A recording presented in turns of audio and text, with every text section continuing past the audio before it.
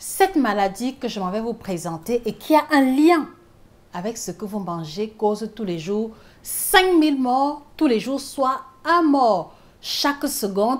Et l'OMS a révélé tout récemment que près de 422 millions de la population mondiale en sont touchés. Je vous invite à travers cette vidéo à découvrir 3 choses importantes au sujet de cette pathologie. C'est dans l'exclusivité sur Nutrition TV.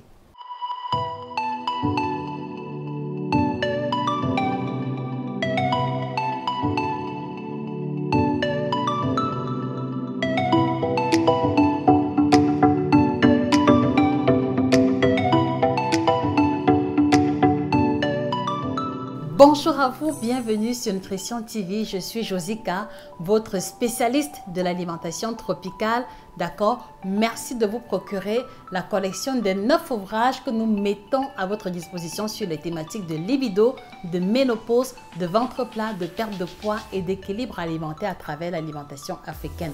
Et le tout dernier ouvrage que nous vous proposons, qui est le plus gros de la collection, c'est le guide nutritionnel complet du diabétique. Je vous prie, d'accord, de vous procurer cet ouvrage qui vous propose des recettes à base de plats africains, des recettes de salades, les plantes qui vont vous aider à expérimenter un mieux-être et surtout les règles alimentaires à respecter, quelle que soit la catégorie, quel que soit le type de diabète dont vous avez été diagnostiqué. Il est disponible sur Amazon, à la Fnac et chez tous nos représentants. Alors ce matin, je me propose de parler de cette pathologie qui cause chaque année au moins 1,9 million de morts par an, d'accord?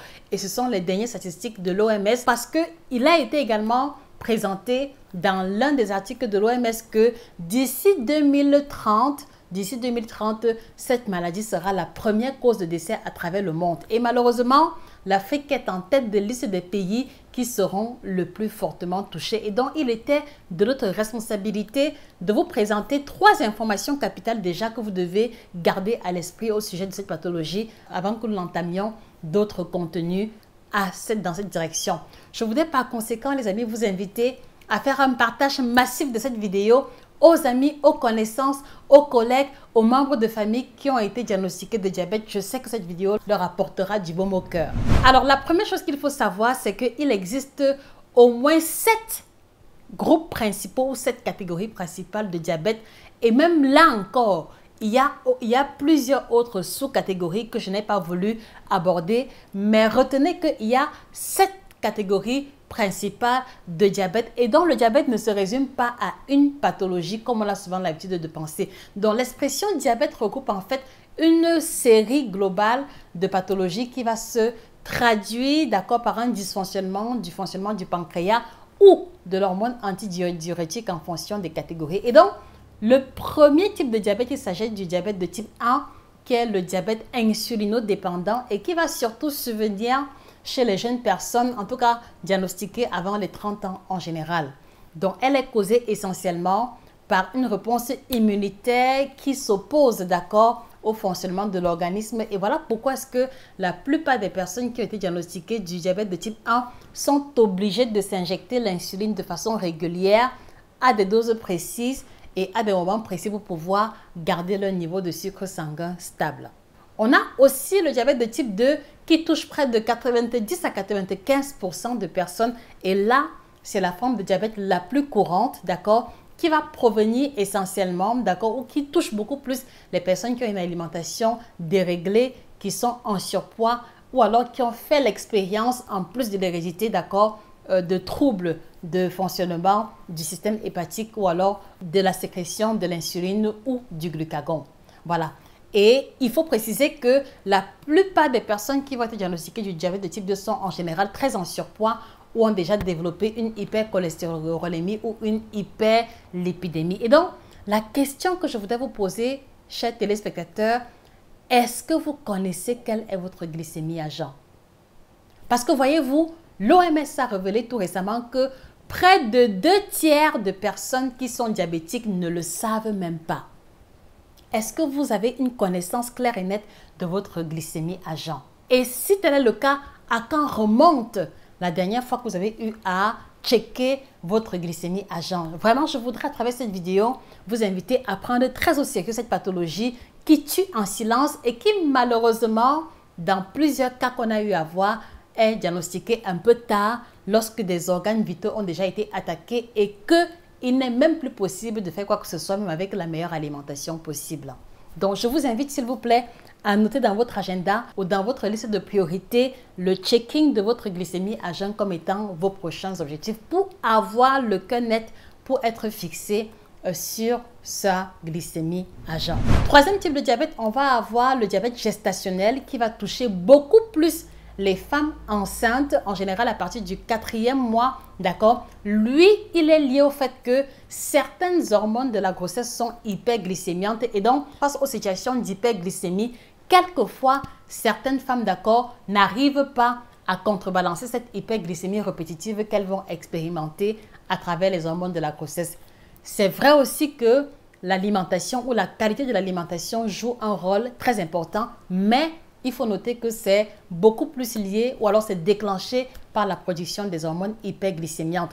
Alors, dans ce cas précis, il est important de préciser que, en général, d'accord, les femmes qui ont été victimes du diabète gestationnel vont retrouver une glycémie stable après l'accouchement, mais il arrive aussi que chez certaines femmes, même après l'accouchement, qu'elles ne retrouvent plus jamais une glycémie normale et donc qu'elles se retrouvent diagnostiquées du diabète et qui doivent pouvoir vivre avec de façon définitive. On a le troisième type de diabète qui est le diabète insipide, comme le nom l'indique bien. C'est un diabète qui n'a pas d'odeur, qui n'a pas de goût, qui n'a pas un lien immédiat avec le sucre. Lui, il est beaucoup plus lié au dysfonctionnement, d'accord, d'une hormone très importante qui régule les liquides corporels, à savoir la vasopressine ou alors l'hormone antidiurétique. Donc, la caractéristique principale de ce type de diabète, c'est que le patient peut faire pipi qui va de l'ordre de 8 à 10 litres d'eau par jour. Mais lorsqu'on va faire le test de glycémie sur les urines, il n'y aura pas de sucre à l'intérieur. Donc voilà une variété atypique ou une catégorie atypique de diabète qui touche également nombre de personnes autour de nous.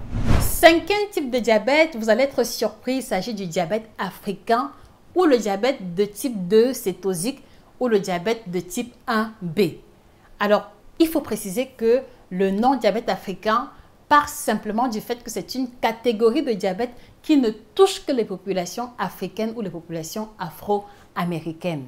Et l'origine part simplement du fait que la plupart, ou alors 20% de la population africaine souffre d'une déficience en une enzyme particulière nommée la G6PD, à savoir la glucose 6-phosphodéshydrogénase. Donc, c'est la déficience de cette hormone qui va pousser justement les populations africaines et afro-américaines à développer ce type de diabète. Et ce n'est pas tout. On va aussi avoir le diabète de type 3 qu'on a appelé le diabète du cerveau qui est très assimilable à la maladie d'Alzheimer. D'accord, je ne pourrais pas vous en dire plus parce que c'est vraiment complexe. On reviendra certainement dessus lors d'une prochaine vidéo. Mais il est important que vous sachiez que si on vous parle du diabète du cerveau, cela a un trait immédiat avec la maladie d'Alzheimer ou le dysfonctionnement, d'accord, du cerveau. Et dans le 7e groupe, on va l'intituler les autres formes de diabète où on va répertorier près de 8 sous-variétés différentes de diabète, à savoir le diabète mitochondrial, le diabète néphrogénique, le diabète LADA, le diabète mobile, le diabète néonatal, le diabète iatrogène, le diabète muscovidal. Autant vous le dire, les amis, s'il y a un élément déjà à retenir de cette première présentation, c'est qu'il y a plusieurs catégories et sous-catégories de diabète. Et voilà pourquoi est-ce que vous voyez qu'il est important de checker sa glycémie à jeun, d'accord? Surtout si on a des parents ou des grands-parents diabétiques par souci de prévention, mais aussi pour que, s'ils savaient que vous développez déjà la pathologie, que la prise en charge se fasse immédiatement pour vous garantir un mieux-être, pour vous mettre à l'abri des complications qui quelquefois sont irréversibles. Et donc la question que moi je vous pose, pour vous qui êtes diabétique, qui m'écoutez, est-ce que vous connaissez à quelle catégorie de diabète appartient le vôtre? Est-ce que vous êtes victime du diabète de type 1, de type 2, le diabète gestationnel, le diabète insipide, ou alors est-ce que vous faites le diabète du cerveau ou vous êtes concerné par les autres formes de diabète? Mettez les réponses en commentaire s'il vous plaît. Ceci nous permettra de prendre conscience, d'accord, de vos besoins et de vous proposer du contenu et des informations nutritionnelles en direction du type de diabète que vous développez. Et donc, que ceci vous encourage également à aller faire un diagnostic complet à l'hôpital pour que au-delà de la glycémie à jeun, qu'on puisse vous indiquer très clairement, si jamais vous êtes diabétique, à quelle catégorie est-ce que vous appartenez. Parce qu'il faut préciser que la prise en charge d'un type de diabète varie d'une catégorie à une autre. Alors, deuxième information qu'il faut savoir sur le diabète, c'est que à partir de quel moment est-ce qu'on décide, ou alors à partir de quel moment ou sur quels critères déclare donc une personne est diabétique. Alors, il faut que la glycémie à jeun soit supérieure ou égale à 1,26 g par litre. Donc, ça, c'est pour la glycémie à jeun. Ou alors, il faudrait que la glycémie soit supérieure à 2 g par litre à n'importe quel moment de la journée ou après ingestion de 75 g de glucose. Donc, voilà les chiffres qui indiquent très clairement que vous êtes diabétique ou pas. Mais il faut aussi associer à ces chiffres-là des symptômes tels que la soif intense, tels que le fait de faire beaucoup pipi et éventuellement un amincissement ou alors une perte de poids. Donc, voilà les éléments qui permettent de déclarer qu'une personne est diabétique ou pas. Et donc, la question que moi je vous pose, si vous avez eu à faire votre glycémie à jeun, quelle est la valeur de votre glycémie à jeun? Merci de la laisser en commentaire. Et si vous ne connaissez pas pour moi, ceci veut dire que la semaine qui suit, vous devez aller à l'hôpital pour faire votre test de glycémie à jeun. Et la troisième chose à savoir sur cette pathologie, c'est que malheureusement, elle est tellement insidieuse et crée beaucoup de dégâts collatéraux que lorsque elle est diagnostiquée très tard ou lorsqu'il n'y a pas une prise en charge véritable, elle va entraîner ce qu'on appelle des complications. Et parmi les complications, on va avoir la cécité, c'est-à-dire que la perte partielle ou définitive de la vue.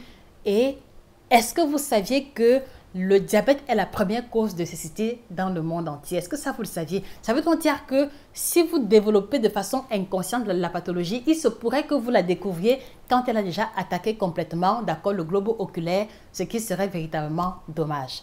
La deuxième complication, c'est le risque d'amputation qui va parfois de 5 à 10%. Voilà, ceci veut dire que sur 100 diabétiques, environ 5 à 10 courent un risque énorme d'amputation. Et là encore, c'est en général parce que la pathologie a atteint un stade avancé et qu'il n'y a plus grand chose à faire à ce niveau. Donc, pour vous éviter cela, s'il vous plaît, prenez rendez-vous avec un médecin ou dans un laboratoire et allez-y checker votre glycémie. Surtout, ou alors beaucoup plus urgemment, si vous avez des antécédents à travers des parents ou des grands-parents diabétiques.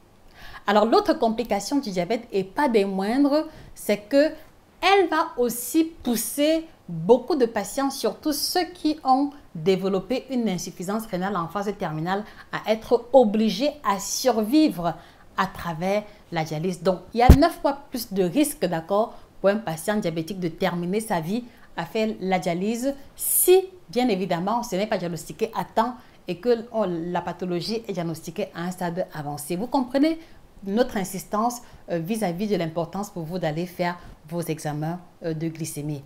Alors, la question que je voudrais vous poser, les amis, pour vous qui êtes diabétique ou pour vous qui êtes entouré de personnes diabétiques, quelles sont les principales difficultés que vous rencontrez au quotidien? S'il vous plaît, vraiment, je veux pouvoir vous apporter le meilleur. Je veux pouvoir répondre à vos interrogations, à vos questions et vous aider autant que cela est de mon ressort à mieux vivre avec cette pathologie. Donc, s'il vous plaît, listez en commentaire toutes les difficultés que vous rencontrez au quotidien à travers cette pathologie. Peu importe le domaine, listez en commentaire et je vous promets, d'accord, je vous donne ma parole que je vous ferai d'autres contenus pour mieux répondre à vos différentes préoccupations. Voilà, et une autre information importante, c'est que le diabète de type 2 est aussi la deuxième cause ou la deuxième raison pour laquelle beaucoup de personnes vont faire un accident vasculaire cérébral. Donc, vous allez vous rendre compte que sur 5 personnes qui font un AVC, la moitié parmi en général sont des personnes diabétiques. Donc, vous voyez que les complications sont lourdes, mais surtout, au-delà des complications, je veux aussi que vous envisagiez la prise en charge, d'accord, qui va se faire à vie, surtout pour des catégories telles que le diabète de type 2 ou le diabète de type 1. Donc, vous devez comprendre qu'on ne guérit pas définitivement du diabète. On apprend à vivre avec, on apprend à avoir une routine de vie qui nous permet de vivre décemment et de vivre à peu près comme tout le monde.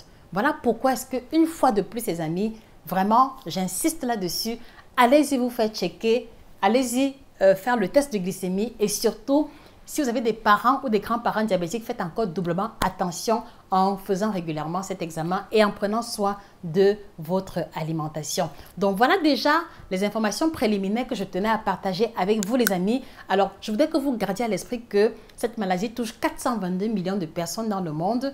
On a un mort par seconde de diabète, c'est-à-dire 5000 morts environ au quotidien, et il y a près de 2 personnes sur 3, c'est-à-dire que 2 tiers de la population diabétique n'est même pas encore consciente et ne s'est pas fait diagnostiquer. Voilà des chiffres alarmants que je voudrais que vous gardiez à l'esprit. Et donc, si vous êtes diabétique ou si vous souhaitez aller un peu plus loin avec votre alimentation, je vous encourage à vous procurer le nouvel ouvrage sur le diabète qui apparaît à l'écran, où vous allez avoir des ressources sûres qui abordent chacun des types, chacun des sous-types de diabète présentés avec la routine alimentaire adaptée, d'accord, le schéma alimentaire adopté, les plats africains à privilégier avec des recettes, d'accord, et plus de 50 recettes de boissons et de plats juste pour vous aider à mieux vivre avec cette pathologie-là. Sans oublier, bien sûr, les plantes, d'accord, les infusions, les tisanes, illustrées en couleur de bout en bout pour vous aider un repérage facile. Sur ce, je vous encourage encore à partager cette vidéo autour de vous, aux amis, aux connaissances, et on se dit rendez-vous à très prochainement, d'accord, pour une autre capsule aussi intéressante. Je vous en prie, laissez en commentaire une fois de plus les différentes difficultés que vous rencontrez au quotidien, que vous soyez diabétique ou un proche d'une personne diabétique. C'est avec plaisir que nous vous ferons du contenu dans cette direction. C'était Josika, votre spécialiste de l'alimentation tropicale. Prenez soin de vous et que le bien-être vous accompagne définitivement. Au revoir.